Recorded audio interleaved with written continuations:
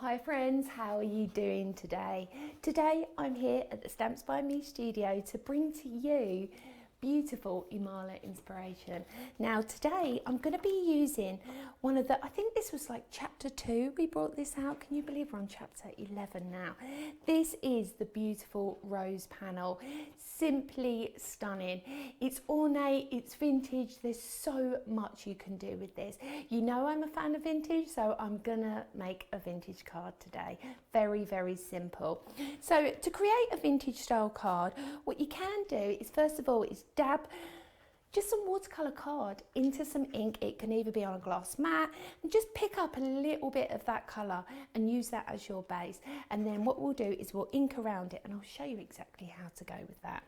But first things first, I'm going to stamp this beautiful rose. Absolutely gorgeous. Pick it up on your Eureka, very, very simple. And you are ready to go. I'm going to be using a brushed corduroy because I don't actually want it to be a really crisp sort of style of stamp. What I want it is a background. So I'm going to go over the top with this very, very simply. And then of course what I've done is I've decoupaged this so you can multiple layer.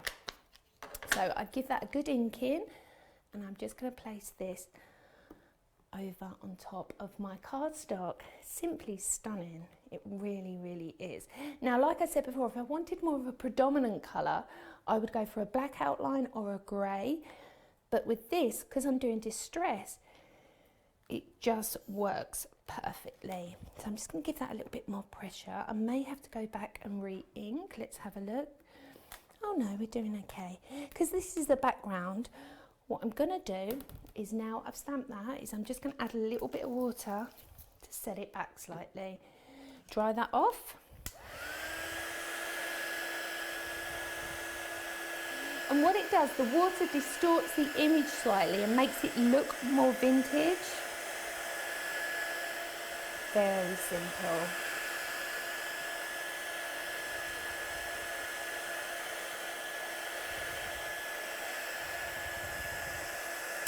So you're going to do exactly the same as this, but you're going to cut this out. So this is where I am with this now, is I've cut it out and then I've just put a piece behind it and then just followed the line, and you can see where I've put the water to distress it slightly. Then what I've done is I've taken 2 more that I've cut to create my own decoupage layers on top of this. So I'm just going to stick all this down. Very easy. And I've used a couple of Tony's stamps as well. The script, for instance, that works perfectly as a background with this. Absolutely beautiful. I love the way that you can use it any way you prefer. Absolutely beautiful. So I'm going to go with it this way today. So I'm going to come in now with my next layer. Now you can sculpt these as well. You can make it really 3D if you prefer. But I just love adding layers, and where I've done that ink work, you've just got that hint of colour underneath. Simply stunning. So now I'm just going to build up them layers, and you can do as much or as less as you like. Now I'm going to go over to my main cardstock. Now this is an 8x8 card, and I've already gone around the edge with a little bit of the Tim Holtz, and then I've just used the stencil just quite randomly. Next, I'm going to go on with a bit of chocolate brown cardstock. Then exactly the same way as I showed you originally with this one, with the ink work and the stamping over the top, this is my background paper. So of course I've just added a little bit more pink. Then I've used one of Tony's script stamps as well, just on the left hand side. So now I'm just going to add this. Absolutely stunning. Now I'm also going to be adding my sentiment stamp, and the sentiment stamp I'm going to be using is actually one of our brand new chapter 11, and it's from the Be Awesome collection, which is this one. So the stamp says, "I'm not here to be average, I'm here to be awesome." Really, really stunning. So I'm going to be adding that just on the left hand corner. So I'm just going to pick that up, and I'm going to be stamping that in black because I really want to bring it to the foreground. Obviously I've got the brown on there before, and that sort of sits back with the vintage style. When you add the black, it really pops to the front. So I'm just going to stamp over here.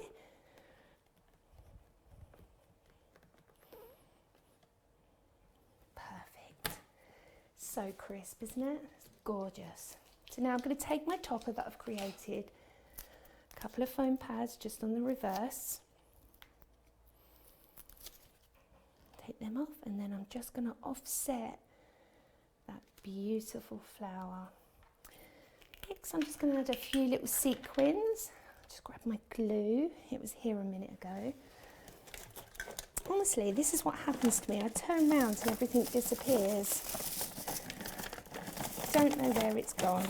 Oh well, never mind. What I'll do is I'll use a quickie glue pen just so I can add a few little sequins. It's only a couple.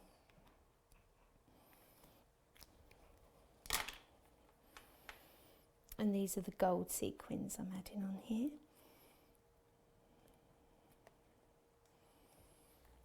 There we go. Just 3. You don't need many. You can balance it out very simply.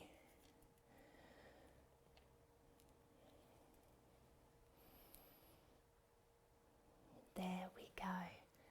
So quick and simple. Something a little bit different. If you don't want to add the sequins, you don't have to, but it can be, it's just beautiful, isn't it? That rose is simply stunning, and of course to add that sentiment in as well just finishes it an absolute dream. I hope you've enjoyed the inspiration from today. It's been beautiful to share with you the gorgeous rose. Take care of yourself and each other, and I will speak to you soon. Thank you.